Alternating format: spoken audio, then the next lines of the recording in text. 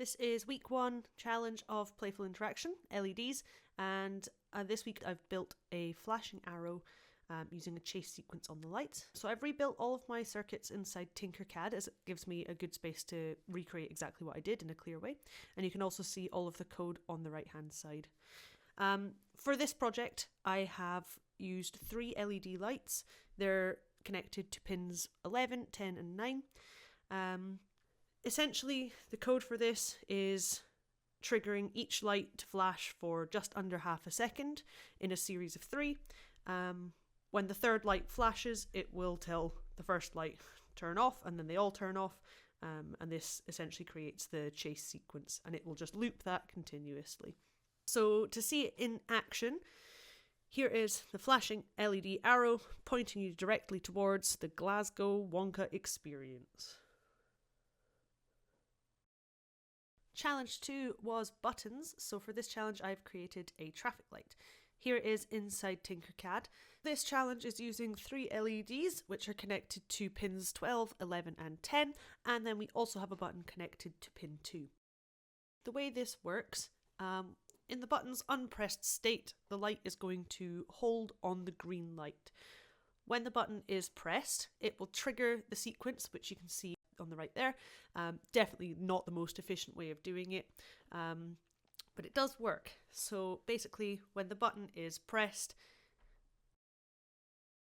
button's pressed and the yellow light starts flashing, and then it holds to the red light, stays on the red light for just a couple seconds, and then goes back to the yellow, and then it resets the cycle.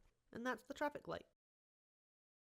So as you can see here, button is pressed and the little guy is free to cross the road. Light changes back to green, and now the car can go again.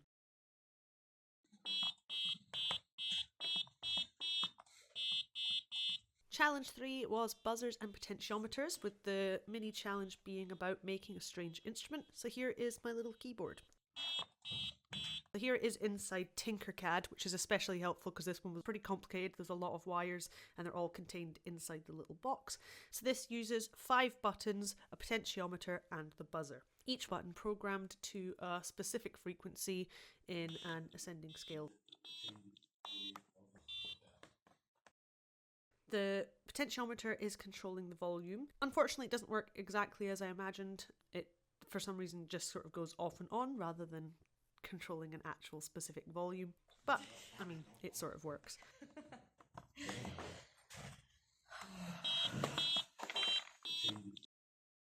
This one was my favourite of all of the challenges. Super playful, and was also quite sad to take apart. Challenge 4 was servo motors. I've created a little skiing game. The motor, which has got the little skier connected to it, is being controlled by the potentiometer on the board there. And I've also hooked up an RGB LED that will flash between red and green if you're within the bounds. So here it is inside Tinkercad. The RGB LED is set onto pins 5 through to 7, and the potentiometer is pin A0, and the motor itself is on pin 9.